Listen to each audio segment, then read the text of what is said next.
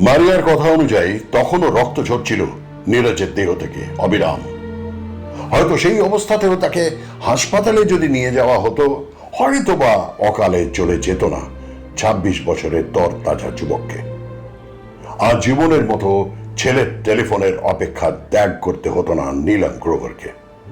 মারিয়ার এই জবানবন্দির সবটাই যে সত্যি নয় তা জানত পুলিশ। এমনকি মামলা চলাকালীন জেরোম আর মারিয়া দুজনেই নিজেদের বাঁচাতে দুটি ভিন্ন গল্প পেশ করেন কোর্টে।